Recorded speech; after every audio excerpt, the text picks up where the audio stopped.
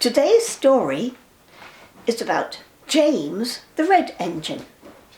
James thought himself rather splendid, and he was very proud of his red paint. James and the Top Hat. James was a new engine who lived at a station at the other end of the line. He had 2 small wheels in front and 6 driving wheels behind. They weren't as big as Gordon's, and they weren't as small as Thomas's. "You're a special mixed traffic engine," the Fat Controller told him. "You'll be able to pull coaches or trucks quite easily." But trucks are not easy things to manage, and on his first day they had pushed him down a hill into a field. He had been ill after the accident, but now he had new brakes and a shining coat of red paint. "The red paint will cheer you up after your accident," said the Fat Controller kindly. "You are to pull coaches today, and Edward shall help you." They went together to find the coaches. "Be careful with the coaches, James," said Edward. "They don't like being bumped. Trucks are silly and noisy. They need to be bumped and taught to behave. But coaches get cross and will pay you out." They took the coaches to the platform and were both coupled in front. The Fat Controller, the station master, and some little boys all came to admire James's shining rods and red paint. James was pleased. "I'm a really splendid engine," he thought, and suddenly let off steam. Whoosh! The Fat Controller, the station master, and the guard all jumped, and a shower of water fell on the Fat Controller's nice new top hat. Just then the whistle blew, and James thought they had better go. So they went.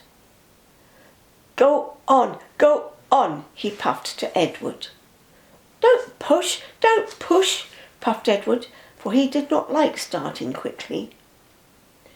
Don't go so fast, grumbled the coaches. But James did not listen. He wanted to run away before the Fat Controller could call him back. He didn't even want to stop at the first station. Edward tried hard to stop, but the 2 coaches in front were beyond the platform before they had stopped, and they had to go back to let the passengers out. Lots of people came to look at James, and as no one seemed to know about the Fat Controller's top hat, James felt happier. Presently they came to the junction where Thomas was waiting with his 2 coaches. "Hello, James," said Thomas kindly. "Feeling better?" "Oh, that's right." "Ah, that's my guard's whistle. I must go. Sorry I can't stop. I don't know what the Fat Controller would do without me to run this branch line." And he puffed off importantly with his 2 coaches into a tunnel. Leaving the junction, they passed the field where James had had his accident. The fence was mended, and the cows were back again. James whistled, but they paid no attention. They clattered through Edward's station yard and started to climb the hill beyond. "It's ever so steep, puffed James. I've done it before, puffed Edward. "It's steep, but we'll do it. The 2 engines puffed together as they pulled the train up the long hill. They both rested at the next station.